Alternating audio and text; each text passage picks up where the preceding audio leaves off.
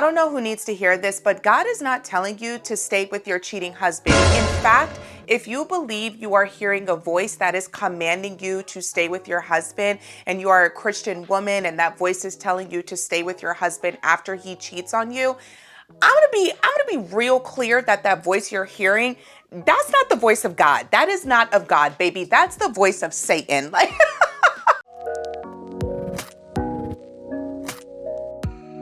Aloha, beautiful humans. Welcome to my channel. If you are new here, welcome back if we've been locked in. My name is Sasha, and I want to talk about something I've been noticing, and I know it's not just me. I know it's not just me. I know I'm not the only one who's been traumatized after being assaulted with these numerous videos of Christian women getting on podcasts and TikTok and sharing their testimony, saying that their husbands overcame the spirit of cheating and that it was the voice of God that was commanding them. It was their testimony. God was telling them to stay with their husbands after they cheated.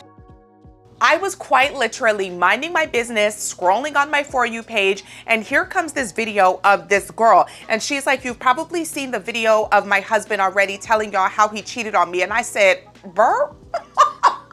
I actually have not seen that video, girl, but my For You page was working overtime because the video after that was of her husband sharing his testimony in which he overcame the spirit of cheating, and his wife ended up staying with him, and that was their testimony. That was their message to deliver the world. That was their story. God was commanding them to get on TikTok and share with the world how he cheated on her, and she chose to stay with him. Yeah, roll the clip, because I swear when I talk about these things, if I didn't see it myself, I would think that people are making it up. So his story was like 3 parts long. Hers was like 2 videos long. So I'm just gonna show y'all the gist of what happened. First his video and then her video. So buckle up here because this is about to be some mess we're getting into.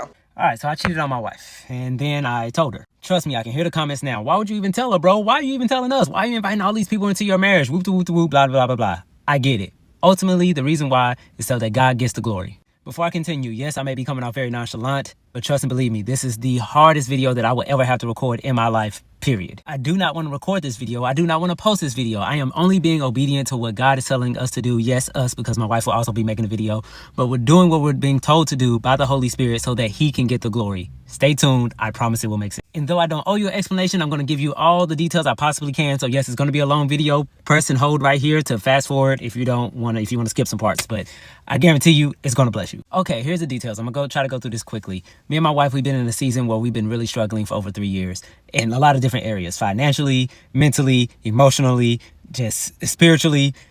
It had been hard for the past 3 years. At the time of my infidelity, I was in a really, really, really dark place where I just felt like I had been trusting in God. I've been doing my best to be obedient, and nothing was really going our way. Nothing was breaking our way. And so I started going back into old habits with small things first. Started with lying, then started with stealing a little things because, again, we've been struggling financially. So I'm just stealing little things here and there just to provide for me and my family, just to make sure that we have something to eat. And I'm just like, Lord, I don't know what you want me to do, but we need to eat. So I'm just taking little things here and there. And then something that I thought I kicked a long time ago, which was this lust thing, this pornography watching, all these things that I thought I had got rid of, all these things start coming back into my life harder, faster, so much more. And I made the silly mistake of not opening my mouth and confessing that, hey, these are the things that I'm dealing with. I didn't tell my wife. I didn't tell my pastor. I didn't tell my accountability partner. I didn't tell anybody because I felt ashamed, because I felt like, listen, I got rid of these things. I wasn't doing those things anymore.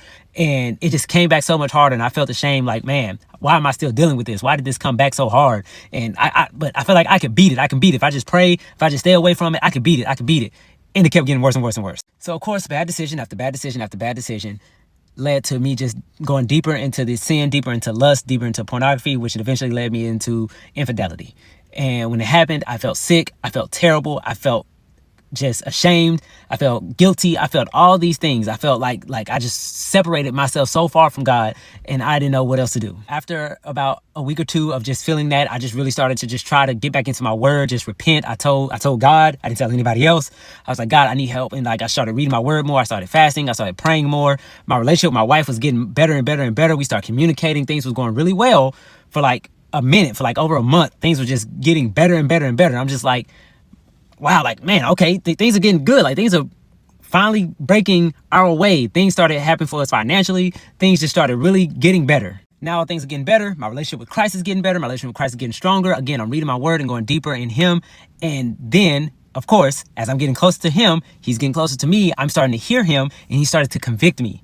He started to convict me and tell me that, hey, you think you got away with this. You think that everything's okay, things are getting good, but this is going to come back and bite you in the butt if you do not go and confess it to your wife. Now I'm like, Lord, no. Like, my wife told me that I can do almost anything but that. Because if I do that, she's going to leave me. She's going to pack up her stuff and leave me. And I don't want to lose my wife. I don't want to lose my family. We're doing really good right now. Things are going, like, why? Like, I repented. I'm praying more. Like, I'm getting a close relationship with you. I can hear you now. Like, this is just like, things are going great. Why would you have me go back and confess something that it's over? It's done. I'm not that person no more. And God slowly showed me, because I became more concerned with my spot in heaven, because I started seeking him more and more, and I started thinking about my life after this life. He started to show me, like, you're jeopardizing your place in heaven by not being obedient.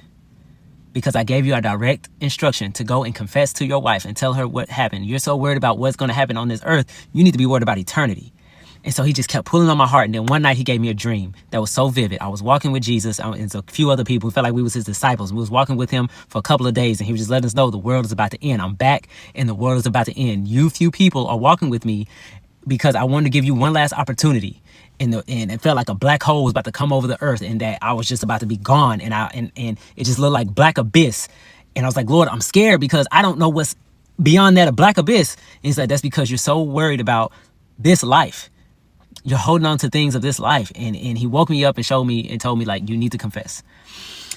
And so I woke up in pure God fashion. You know, he woke me up at 4 or 5 in the morning, and I'm just praying and I'm crying. And he's like, wake your wife up.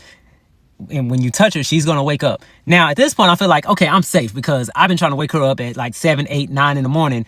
Almost our whole relationship for almost 10 years. I've been trying to just wake her up. And she's not a morning person. So I know at 5 in the morning when I touch her, she's not waking up. So, okay, cool. This might be my out. Okay, Lord, I'm going to be obedient, and I'm going to touch her like you told me to. And if she wakes up, I'll confess. Now, I'm feeling like I'm in the clear because she never wakes up. As soon as I put my hand on her, she woke up just like that, said, honey, what's wrong? I said, my God, I just started crying again. I was like, just pray with me. We prayed together. Once we finished praying, God just showed me, like, look, this is your opportunity. Do not miss it. And so I just confessed. There's going to be a part 2 to this, but I just wanted to let you know that God, if it wasn't for the conviction, if it wasn't for my relationship with him, I would have never said anything because of the fear of losing my wife, but only because of my fear of not being in heaven. It's the only reason I said something. It's the only reason I said something. So this is not like my 5th time recording this video, and I'm now still, again, over 7 minutes. So I'm going to do a part 2 and maybe a part 3 to kind of let you know what happened right after that and where we are now today in our relationship and how and why God is getting the glory. I definitely want y'all to get that part. So stay tuned for part 2. I'm going to come back and give y'all the rest of the details. Yeah, y'all be blessed. My husband cheated on me, so let's get into that. Kind of nervous. All right, it's Wednesday morning. My husband wakes me up. He asked me to pray with him, and immediately I did, as a good wife should. He was breathing heavy and crying. I didn't know what was wrong, but we knew who to go to. Hallelujah. I prayed, he sits up, he's still crying, breathing heavy, wiping away tears. Then he asked me, can I tell you something the Lord showed me? I'm like, yeah, of course, I definitely want to know, because, what did the Lord show you? He began to tell me about his dream, and in the dream, he was walking with Jesus and some other people, and Jesus was telling him there was only one way, and he had to walk through this darkness, and he didn't know what was beyond that darkness, and Jesus told him not to be scared, but to trust him. Then he told me, I have to repent to you and tell you that I was unfaithful to you. Now, right here, I didn't immediately notice the switch up. I thought he was still telling me about the dream. So I'm like, huh? Our son wakes up. We say good morning. He goes down to use the restroom. So I say, what did you say? I'm confused. He said, did you hear me? I said, yeah, you said you were unfaithful. How? What happened? I'm like, in what way were you unfaithful, honey? What did you do? What do you mean? He said 2 months ago, I had sex with someone else. Son comes back upstairs. I'm like, Lord, help. So at 6:30 a.m. in the morning, I said, son, here's mommy's phone. You can go downstairs and play a game, because what's happening right now? So I asked my husband, wait, what are you talking about? Are you joking right now? Like, are you serious? When, where, how? All the questions, right? He said, one day I took son to school and you stayed home. So we live in Dallas. We live in Mesquite. Our son was going to school in Dallas. So instead of driving from Mesquite to Dallas and coming all the way back home, we drove from Mesquite to Dallas, dropped our son off at school, and while our son was at school, we just stayed in Dallas the whole day. So from 8 a.m. to 3:20 p.m., we stayed in Dallas.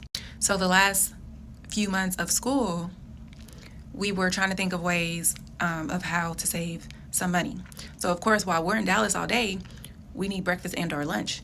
And so we came up with the great idea of one of us staying back at home in Mesquite so that we don't spend as much money in Dallas on breakfast or lunch. So yeah, so he had took our son to school one day and I had stayed home in Mesquite. So that's how that happened. And at this point, I'm in disbelief. I'm discombobulated. Like, the betrayal. One thing I told my husband before we got married, and multiple times after, was this: we will not step outside of our marriage. We will not commit adultery. Why? Because we're going to take our marriage seriously. And the one thing Jesus himself that y'all have said in the comments, yes, Jesus himself specifically mentions as grounds for divorce is found in Matthew 5:32, and it reads, "But I tell you that anyone who divorces his wife, except for sexual immorality, makes her the victim of adultery." And it also says after that, that any man who marries a divorced wife also commits adultery upon himself, something like that. It's in there. So yeah, anyone who divorces his wife except for sexual immorality. Not if they get on your nerves, not if they lie, not if you're going through a rough patch, but if they're unfaithful, then you can divorce. That's powerful to me because marriage is a covenant. It's meant to be lasting and sacred. But even Jesus acknowledged that adultery strikes at the heart of that covenant in a way that gives the innocent spouse the right to walk away. So I told my husband, if you ever fix yourself to cheat on me, I will leave you. And he cheated. So I cut the conversation short because I had to get ready to leave the house to go to a doctor's appointment for myself, then later my sons, and I had errands to run, I had groceries to get. So I'm like, you know what? I'm not gonna shed a tear. I'm not gonna shed a tear because God is and has been so good to me. So I'm good. I know that what you did is not the Lord's fault, it's yours. So fast forward, it was just me and my son for half a day. I took us out to get a little treat before his doctor's appointment. I grabbed a matcha latte for myself and got him a hot chocolate. My baby was so happy. He was like, this is the best day of my life. I'm like, oh, baby, for mommy, it's not. You know, he was completely unaware of what was going on. We were gone for 6 hours, and during that time, I had space to process everything, and my emotions were crystal clear. I was pissed all day. I couldn't even be the mom I wanted to be that day.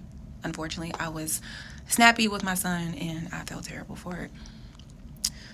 I remember talking to the Lord saying, God, I told him not to do this one thing. I made it clear, don't play me, don't disrespect our marriage, and he did exactly what I asked him not to do. I would even tell my husband this, like, don't play me. And he used to laugh it off. Like, girl, hush, you know I would never. And yet here we are. So, yeah. It hurts. It is deep, for sure. I was very intentional in our marriage. I checked in with him. I asked, is there anything I can do to be a better partner, a better wife, a better mom? I wasn't perfect, but I knew I had done nothing short of giving it my all, and he still broke that trust. So I told God, I'm leaving. So when we got home, I had our son go downstairs. Once that door closed, I went off. I'm like, you really took me as a joke. I told you not to do this one thing you did. So yes, we're getting divorced because you really played me. You really played me. Like, no, you're crazy. I don't want to hear it. Don't touch me. I will punch you in the throat. Do not touch me. I was like, I'm so excited to plan my divorce party, and I'm telling everybody the only reason I'm not leaving you today, and blah, blah, blah, blah, blah, blah, blah. And I was like, we're no longer your family. This is all on you.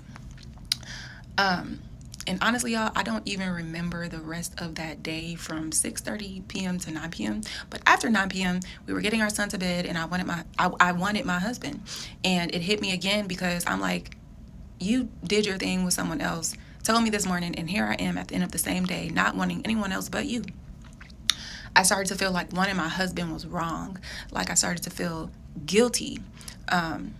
like I was betraying myself, literally feeling like it was wrong. But fast forward, we ended up having one of the most meaningful and intimate moments we've ever shared. And I'll stop there. Timer's running out, and I will share more with you guys tomorrow. I'm not gonna say I promise, but I will share more with you guys tomorrow. Yeah, there's so much more to say, so much more to address, and I will. So stay tuned. Y'all be blessed. I know I cannot be the only one who is seeing this type of content come across my For You page, and obviously I'm not, because this video went viral with thousands of people weighing in and sharing their thoughts, feelings, and opinions. I too have several thoughts, feelings, and opinions which I shared on TikTok in just 2 quick videos, but I wanted to come out and, as usual, come out on YouTube and flesh out my thoughts even more, because TikTok, they just don't be having the attention spans to talk about the things that I want to talk about. So I made these 2 videos, but I want to talk about it a little bit more. As someone who will be celebrating 9 years of marriage come September, I fear marriage has become a humiliation ritual for so many women who have centered marriage, because I promise you, God did not tell you to stay with your cheating husband. That is not of God. And I need y'all to stop. You are under spells. That is religious psychosis. I promise you, God has nothing to do with you choosing to stay with your husband cheating on you.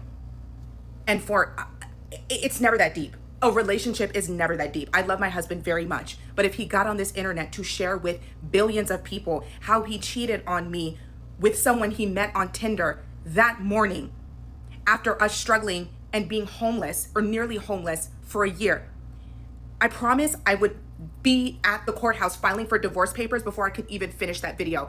But for you to then, as a woman, not only choose to stay with him, but say that this is your testimony and this was of God, that God is the one who told you to stay with your husband. God has nothing to do with that. Maybe I don't know. Maybe I shouldn't be speaking on this as someone who is a lapsed Catholic who hasn't been to church since Christmas. And before that, the last time I was at church was, I couldn't tell you. Maybe it's not my place to say this, but I'm starting to think that as we move towards conservatism, we are already seeing a rise in pick-me behavior, and a lot of these people getting on the internet to share their testimonies under the guise of Christianity, taking back their cheating husbands. I would ask you to find me the same story of a husband who stayed with his wife after she cheated on him and said God was called and compelled him to stay with his wife after her cheating on him. Thank you. Y'all are under spells. I promise marriage. I promise it doesn't have to be like this in the name of being married and staying married.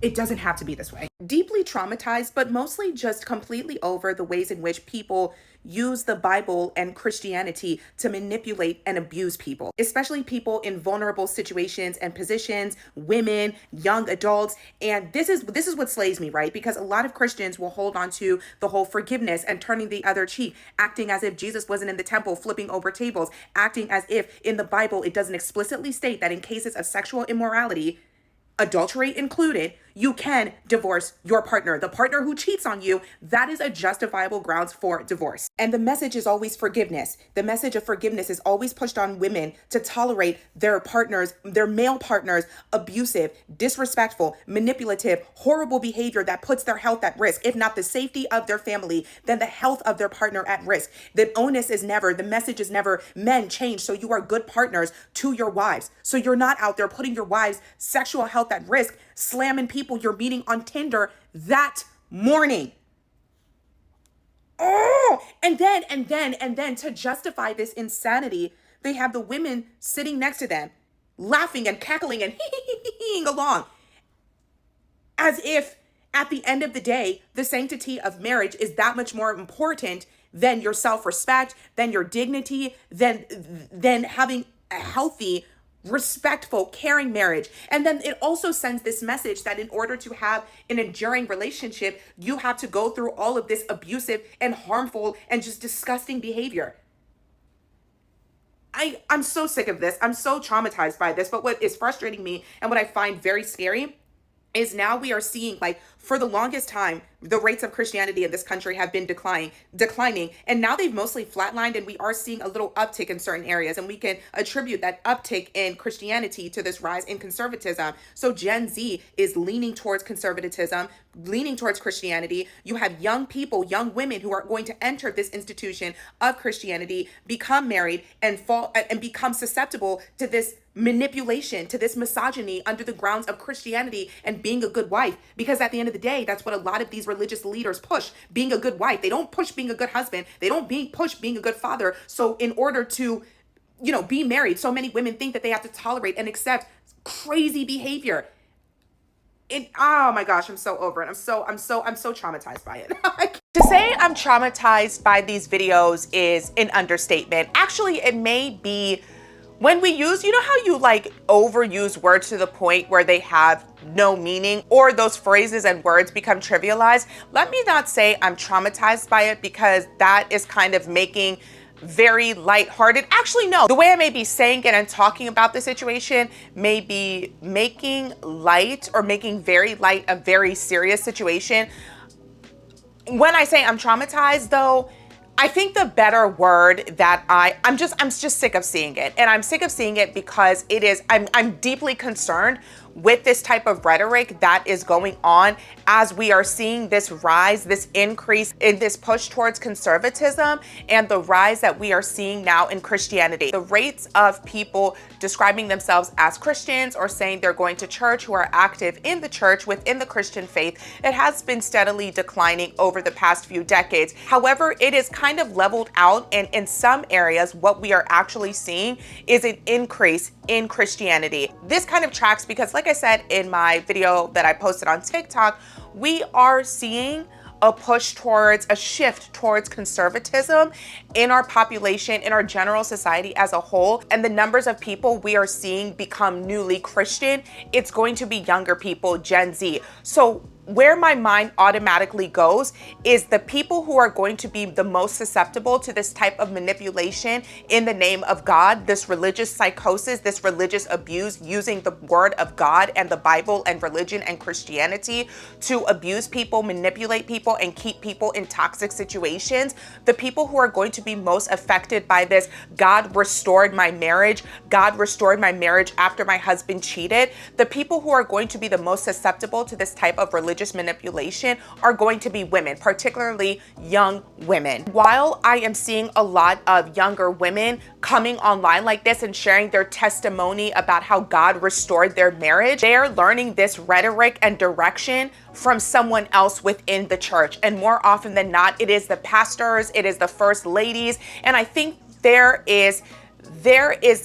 are particular sects of Christianity that are more susceptible to this type of messaging and manipulations. I am Catholic, so I've never heard none of this nonsense.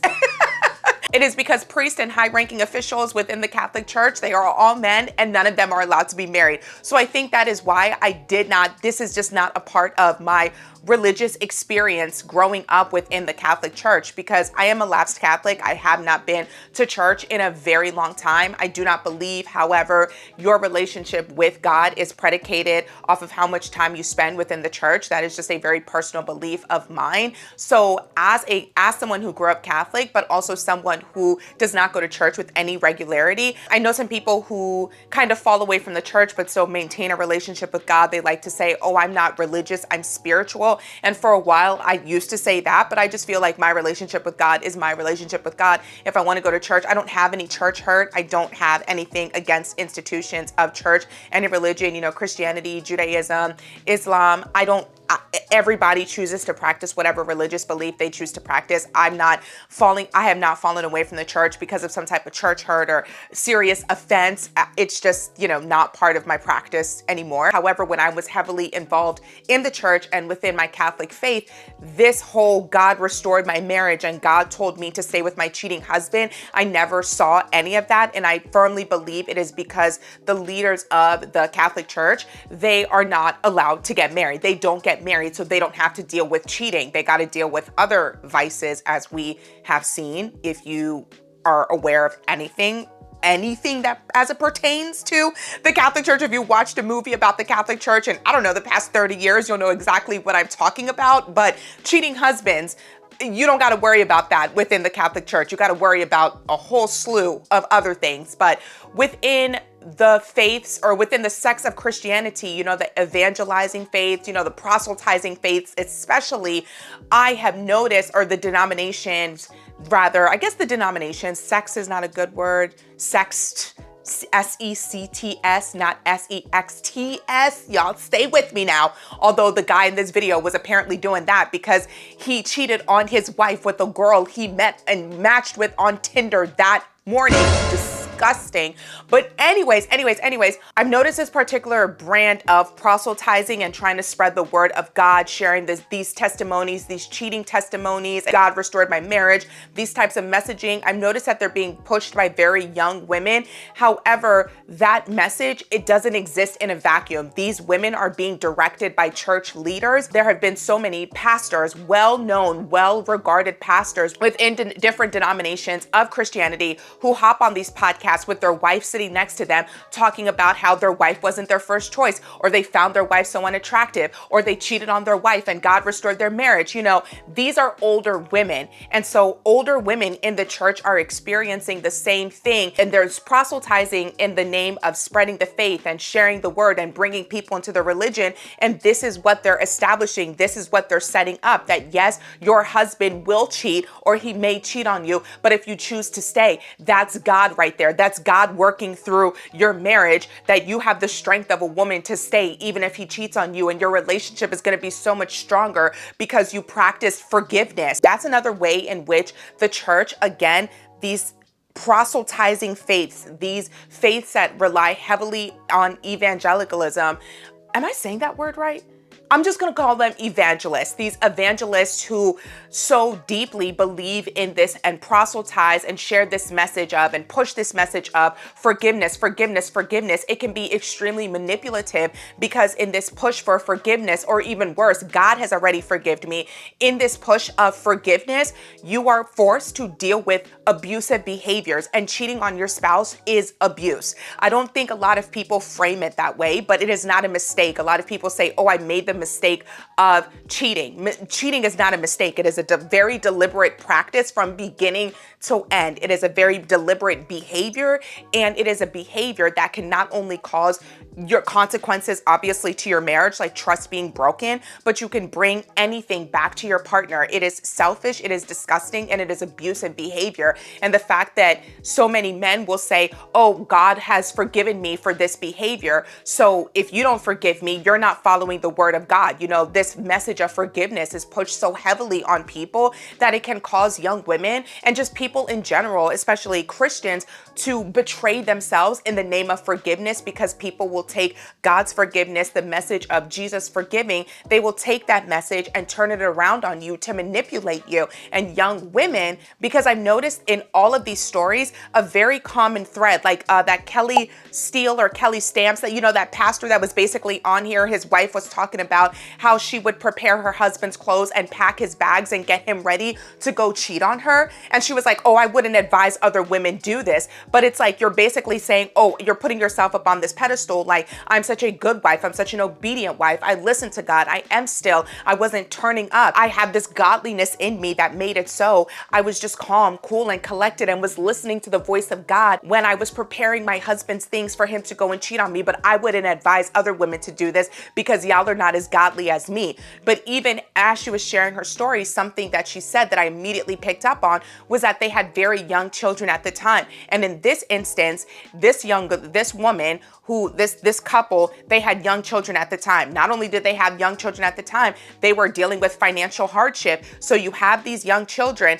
and Derrick Jaxn, his situation, because this is actually who this couple reminds me of. It's like Derrick Jaxn 2.0. And I'm going to get back to that in a second, because I'm saying 2.0 because these people have evolved, because I absolutely think coming online and sharing your testimony in this regard is absolutely a grift.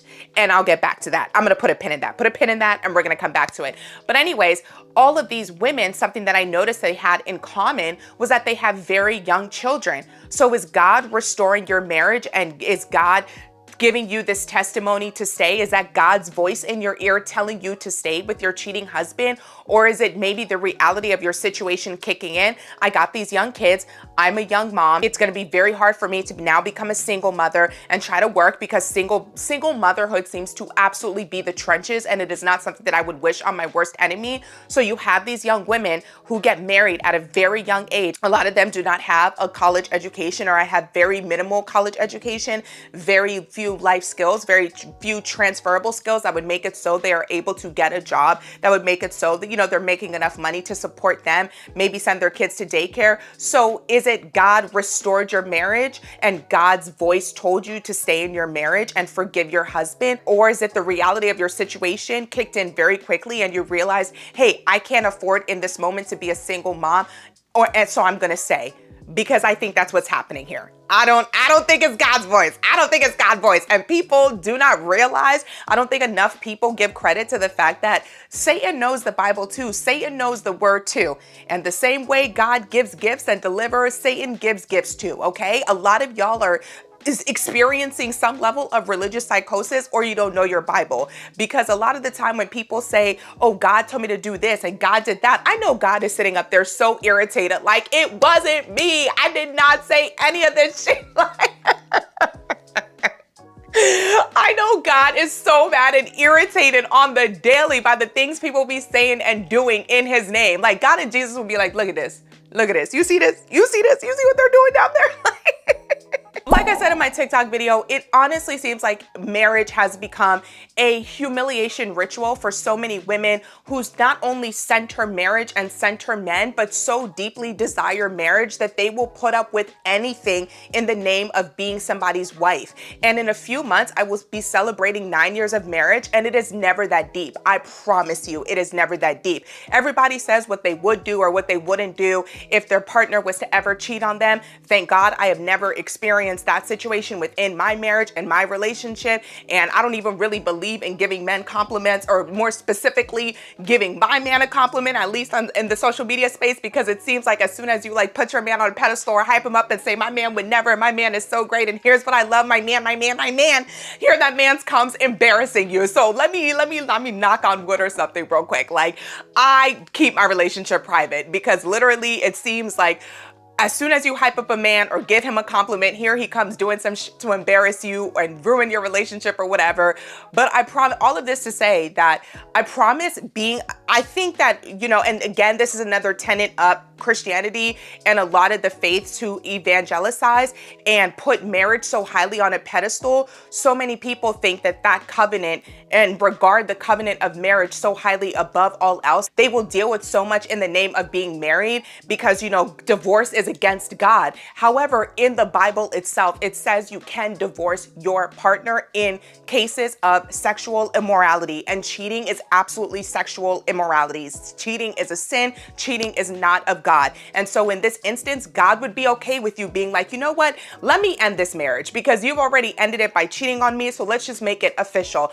I think it is so sad that we still live in a time where actively women's rights are being eroded and rolled back every single day before our eyes. We just had a woman in Georgia who was kept alive. Let's say her name. Actually, not a woman. Say her name. Adriana Smith, who was kept on life support. Adriana Smith kept on life support until her baby was just delivered 3 days ago, weighing a little over 1 pound. Oh my God. I'm that story. I don't even want to talk about it because that's something that actually legitimately does traumatize me. And we're not going to talk about that. That's a different video for a different day. And I think I need to be in a much better mind space, or just I need to prepare myself to be in the mind space to talk about that. But as we are actively living in a country where women's rights are under threat, it seems like a lot of the steps forward we have taken in the fight for equality and the fight for women to self-actualize, it's being stripped away as we move more and more towards conservatism. And so we used to be in a place where a woman's value and her worth did not depend on her proximity to a man, but we are falling so far away from that. And if you have certain religious beliefs, especially under Christianity, there are certain faiths within Christianity that still uphold this message that women, their worth, their value rests in the covenant of marriage or being moms. And so you have a lot of women who are brainwashed to believe this, and they take away so much of their power choosing to stay. And I think it can, when something like cheating, I've never been cheated on before. Well, I don't know if I count my high school situationship as a real relationship. If I count it as a relationship, yes, I was cheated on. But if I count it as a situationship, something that was not that serious, I went to college, he went to the military, we were long distance, he did something dumb, we shouldn't have been together anyway. So I regard it as like a situationship. However, that was like as a high school thing. It wasn't serious. I can only imagine what what it must feel like to be married to someone, to have your agency stripped away because they have now cheated on you. You've got to make this decision. You'll have to feel a decision that is so violating in and of itself that if you choose to stay, you have to do something. Saying that you're choosing to stay in a situation that you were so violated in, I can honestly see women saying that they made that choice as a way to empower themselves in a situation they were disempowered in. Their choice was taken away from them because their partner was so reckless. And the reason why I say this particular person reminds me of Derrick Jaxn, and why I think this couple in particular bringing their relationship to the internet is a grift, is because he posted his video first, right? He said that this was his testimony. God restored his marriage. He's just trying to be out here and save people. Derrick Jaxn and his wife, when he shared about how he cheated on her and she had that bonnet on and he was holding her hand, humiliating her essentially, he was doing it on his platform, on his own space. They ended up getting divorced, and he's still doing his whole relationship grift. I think he's, pandering to single women, to a specific demographic, which I think also is a factor in this equation. And I want to be sensitive how I talk about this, but in these religious groups, in these religious denominations, in these religions and faiths that still are heavily leaning into evangelicism and proselytizing and trying to pull women into the church, one way they keep women within the church and feeling that their value and worth is in proximity to a man is basically upholding this tenet of marriage above all else and devaluing women if they are not married. And so what Derrick Jaxn did was pander to Black women who were seeking relationships. He would not explicitly use the word of God in his grift, but this young couple did. And I'm noticing a lot of these toxic Christian couples, they're trying to push their toxicity to a very particular group of women, to Black women, to single Black women or married Black women. And I do not think that that is any coincidence. Within the Black community, there are Black women still experience very low rates of marriage. Black women still, however, are seeking to be in partnerships and relationships with Black men. And Black men in the church are very hard to find. You have a good man, and if this good man happens to cheat on you, well, at least he's taken it to God, and God has forgiven him for his mistake of cheating, so you should forgive him too. And I think this message is specifically being pushed to Black women to make Black women accept less and be fine dealing with crumbs.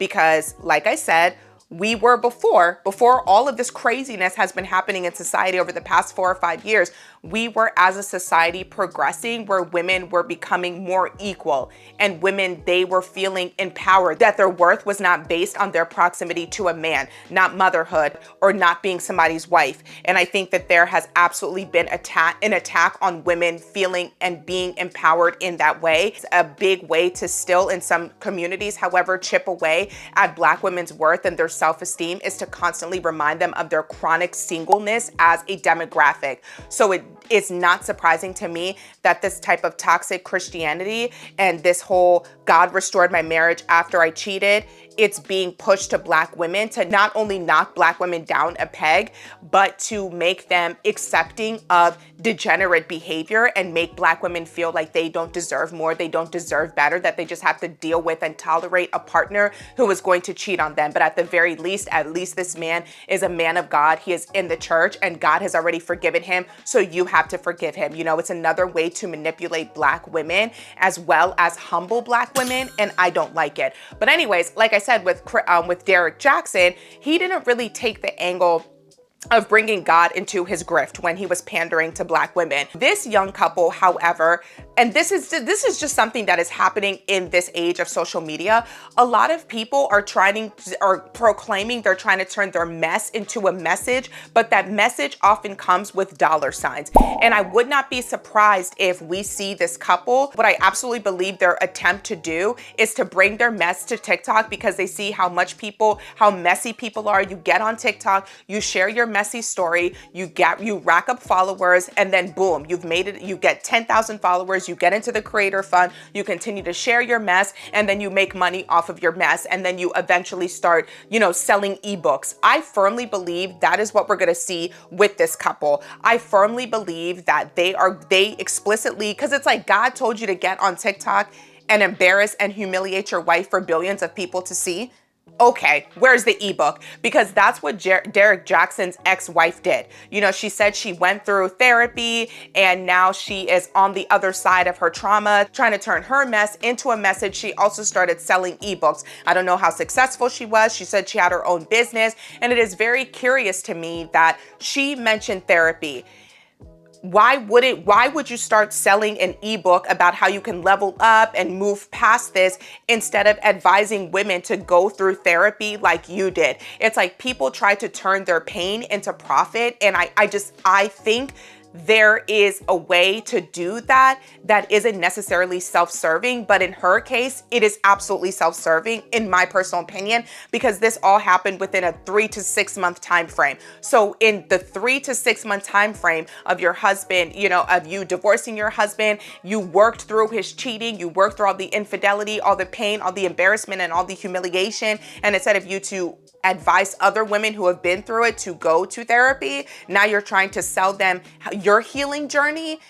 It doesn't make sense to me. Again, I do think there is a certain way you can use your experience and what you've been to reach other people. People do it all day, every day. And I think there is an effective way of doing that, but it's giving grift. To me, it's giving, I'm turning my pain into a profit and I'm putting all of this on Front Street, because there is no way God told you, even if God was speaking to you, right, and said, I'm going to restore your marriage, y'all should stay together, boom. I didn't hear either of them talk about therapy. I didn't hear either of them talk about how they are addressing his lustfulness. I didn't hear either of them talk about how they work through their financial situation, because the cheating, the way he described it, was the last step in a step of just severe blunders that had brought him to this place where he was just down and out and on his luck. And this was the final step, and he felt so disgusting for this sin. But it's like, okay, if you were claiming you were feeling lustful and you were watching corn and you were having all of these financial issues, what happens if all of those three things happen again? You're in between jobs, you're feeling the spirit of lust, watching, corn. You are, the lust, spirit of lust, financial gain, and they were having issues in their marriage. Mind you, they had also only been married for a year. So if this is what y'all are dealing with within just a year of being married, how are you going to address that when this comes up again? Y'all got young kids. Kids are very stressful. I don't know if they plan on having more kids. Like, what are we talking about here? I didn't hear any of them talk about therapy. They said that they called a pastor who advises them. Okay, cool. You can talk to this pastor, but where is the real therapy? Like, where is the work being done? He said that he told his wife in the morning, and then by the next day he forgave her, she forgave him. Or let me even rephrase it, because I actually, in this message of forgiveness, I was also very disgusted with the way he flippantly mentioned, I didn't even try to do anything to woo her, because because I already gave it up to God. And after this dream, God told me to tell her, and I told her, and that's all I had to do. It was up to her to decide if she was going to forgive me or not. And it's like, did you even try? You didn't go to therapy. You didn't buy her any gifts. You didn't take her out. You didn't try to be a better husband. You just embarrassed her, cheated on her, humiliated her, put her sexual health at risk. And now you're humiliating her on the internet, and you didn't even try. Like, I'm tired. I'm tired. I feel like these videos, I feel like just I know I can't be the only one who, no, I said before, traumatized makes it sound traumatic. No, I'm traumatized by this, and I'm traumatized and I'm scared with how normalized this is becoming, because I fear there is a generation of women coming up who are seeing this on TikTok and who will think this is normal, who will think that it is normal for your man to cheat on you, even men within the church, and it is not normal, and it is not something you should be tolerating and accepting in the name of marriage, in the name of God. Oh my God, I can't. I'm over it. It's just like so many things have been crossing my mind when I'm just asking myself, because all of this is programming. I firmly believe a lot of the things that we are seeing, hearing, even explicit details of the Diddy trial, it is all programming. We are all being conditioned. And I think what is happening is we are seeing this attack on women, this humiliation of women in relationships. I absolutely think we are seeing it in direct relation to how independent, how free women have become, and basically in response to how men have to compete for women now. I think a lot of men are resentful of the fact that it is no longer enough to just be the primary breadwinner. And in these relationships and situations, it seems like they are more likely to humiliate you if they are the primary breadwinner, because where are you going to go? And this is exactly what I talked about with that one pastor lady who was talking about how she was preparing her husband to go cheat on her with his side chicks. She had young children. She was on her way to college. I watched the entire podcast because I don't like watching clips of things on the internet and allowing it to round me up. I like to get the full context. So I watched the whole stupid Dear Wifey podcast. I watched the entire thing, and this girl was driven. She was on her way to college, and then she gets with this man who doesn't really have anything going for him, because at the time he wasn't a pastor. He really didn't have a lot going for him, and she gets pregnant, and now instead of going to college, now she has to put her dreams on hold. And it's just like, and then you have this whole let's hear it for the man, the Lord trend. If you've been on TikTok, basically Lord is dropping the song Man of the Year. And a lot of women have shared their stories about just men that they have dealt with, the worst thing a man has done, basically saying, oh, let's hear it for him. He did such a good job, but it was terrible. He did not eat that one thing. But anyways, just watching this trend and seeing it happen to girls who seem very bright, young women who are bright, who are beautiful, who have a lot of things going for them. It really seems to me that a lot of men seem to be very resentful of their partners and want to humiliate them, because men seem very angry. And I think a lot of men, as we are seeing a rise in this straight up insult culture that has become mainstream, this misogyny that has become mainstream, I think a lot of men are really angry that they have to compete. It's not enough for you to have resources. Now women are like, hey, I got resources too.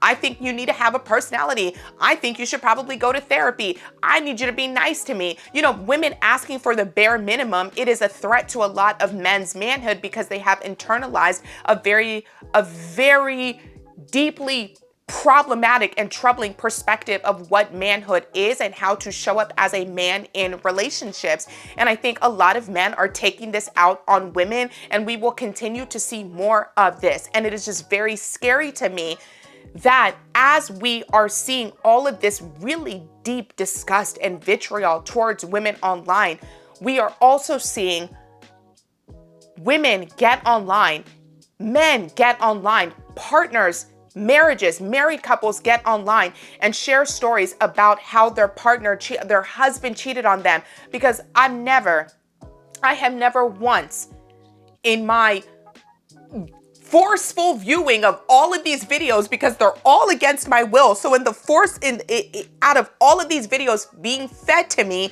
I have never once seen a testimony of how God restored a marriage where the woman cheated on the man. Never seen that. So anyways, never seen that. Show me it. If you find a video, let me know. Show me a video where God has restored the marriage of a woman who cheated on her Christian husband. Let me not hold my breath. I don't want to expire on this video. That would be really traumatizing for y'all. But anyways, as it disturbs me that I am seeing these videos of young couples, young and old, but mostly young couples, sharing their testimony about how God spoke to them and told them that they should stay with their partner after he cheated on them, and simultaneously using this messaging of forgiveness to manipulate women into thinking that they should just turn the other cheek and accept and tolerate this behavior. It is deeply disturbing to me. It is not okay. And I'm here to tell you that God is not speaking this to you. God is not restoring your marriage. That is not of God. That is of Satan. God doesn't want you to struggle. He does not want you to suffer in that way. Nothing brought to you by God will come in chaos and confusion. It's not going to disturb your peace. It's not going to disturb your health. It's not going to disturb your entire spirit. I watch these videos of these women who share their testimonies of how God restored their marriages, and they all just seem dejected. And as they're sitting there and smiling and laughing and sharing this testimony, all I'm seeing are just sad eyes. And I guarantee you, I firmly believe, watching the video of that last girl, the King Key or whatever his name is, I don't even know what that guy's name is. If he hadn't come on the internet and shared that story, I don't think she would have come on the internet and shared her perspective. It didn't seem to me like that was a decision that was made with the both of them together, and it seemed like she was just saving face. Like it gave me the bonnet of Christ, the bonnet of God, Derrick Jaxn's wife just sitting there being humiliated as he sat there and talked, and she just sat there and nodded, because that's what all of these stories are. Every single podcast that's like this, every single story, every single testimony, the woman is just sitting there. The Black woman is just sitting there looking like an idiot, let me not say looking like an idiot, just looking traumatized, like this 1,000-yard stare. Just gaze. She's there physically, but mentally she is somewhere else. It is a humiliation ritual, but it doesn't have to be. Like marriage, I promise you, I'm saying this as someone who has been married for 9 years. These relationships, these marriages, I don't care if it's coming from the word of a pastor. I don't care if it's coming from somebody who said they've been baptized 17 times and are out here converting people and bringing thousands of people to the church, or sharing their word or their Bible with the internet. That is not of God. I'm going to need people to really activate and practice their discernment, because what these people are sharing and doing is normalizing sin. They are normalizing destructive, abusive, and manipulative behaviors. And that is not, these are not behaviors that are healthy within the confines, within the covenant of a marriage, because marriage is a covenant.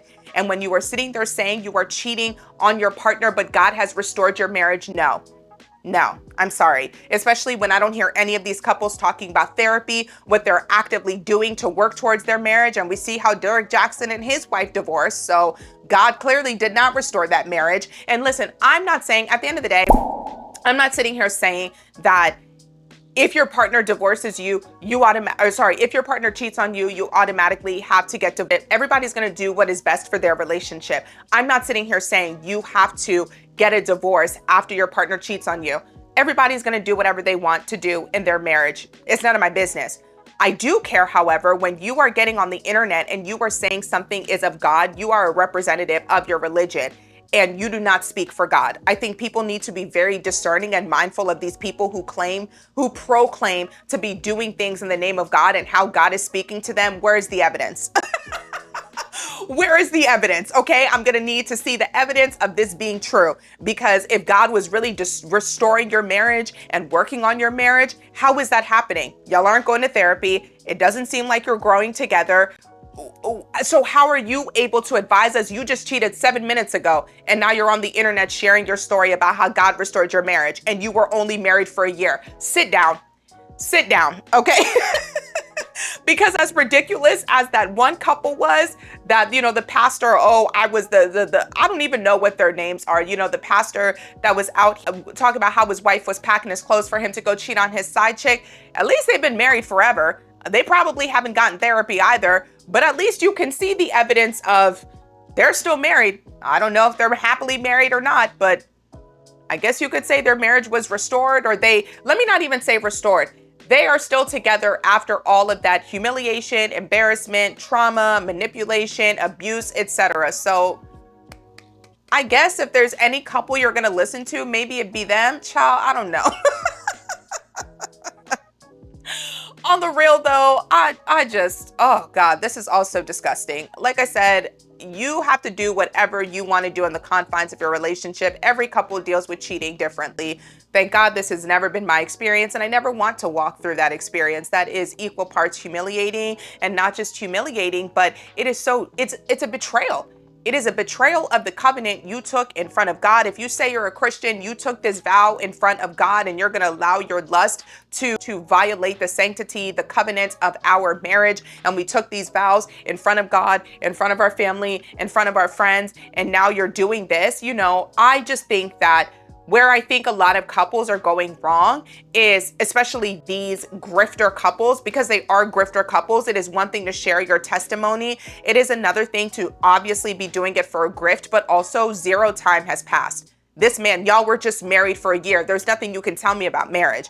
Y'all have been married for a year. You done cheated on your wife. You're not providing for her. Y'all are in and out of terrible financial situations, almost out of homelessness, but you got time and energy to cheat. I don't want to hear it. Keep it. Keep it. Where is the growth? Where is the growth? There is no lesson to be learned. I think honestly, that is what is irritating me about this video, because it just came to me. There's no growth there. It's just ego. And it's ego because he's doing this for follows. And ego is not of God, that is of Satan. God is not whispering in his ear, that is Satan. And if anybody genuinely believes that the voice of God is telling him to get on the internet and humiliate his wife, talking about how God restored their marriage and his wife forgave him for cheating, if you are hearing God in any of that, you need to clean out your ears and work on your discernment, because that is Satan straight up. Anyways, that's it. That's all I got to say about that. God is not in that relationship, or at the very least, God has nothing to do with them choosing to stay with one another, with her choosing to stay, with her choosing to forgive him. God ain't not have nothing to do with that. Let's be very clear. She's young. She doesn't have a lot of skills. Unfortunately, she is not able to leave that man without enduring at least a great amount of financial suffering on her behalf. And if that's the case, I don't blame her for staying in that regard.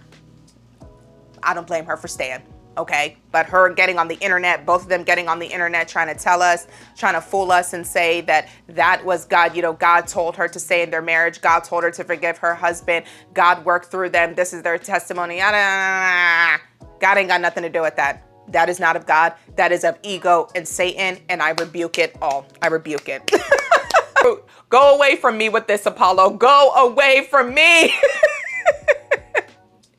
Anyway, though, drop down in the comments. Let me know if you saw this video before I talked about it. Let me know what you think about these grifter couples. I want to know your thoughts on this, because like I said, I'm a Catholic. I didn't grow up experiencing any of this. I didn't grow up, a lot of the couples, it's actually funny.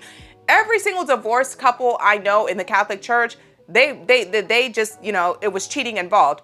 So we take cheating very seriously within the Catholic Church, but I know more divorced Catholics than I know any other group of people. So we are not directed by our spiritual leader to stay after cheating. Well, Catholics be divorcing left and right, and it is what it is. And the Bible does say that in cases as if you know your Bible, the Bible does say that cheating is an acceptable grounds to get divorced. So if anybody tells you otherwise, do not believe them, okay? Anyways, drop them in the comments. Let me know your thoughts. Don't forget to like the video, subscribe to the channel, and until next time, Peace out. Oh, I'm still working on the Aruba vlog. I wanted to get it up this week. This week was like so much busier than I thought it was gonna be. So y'all go get the Aruba vlog. Also taken, I haven't had time to sit down and download some of the footage from the go. We got some really good footage of the turtles. I was swimming with some turtles, snow base, snorkeled through a plane. They'll be dropping planes or just down planes that they use to make reefs. It's really cool. So I want to definitely insert all of that footage into the GoPro, or sorry, all of that footage from the GoPro into the video so you get a sense of what you could possibly experience if you go to Aruba. So give me some time to work on that. Before the end of the month, I'll get it up. Hold me to that. By the end of the month, I'm trying to get it up. That's the timeline I have set for myself. But anyways, drop down in the comments. Let me know your thoughts. Don't forget to like the video, subscribe to the channel. And until next time, peace.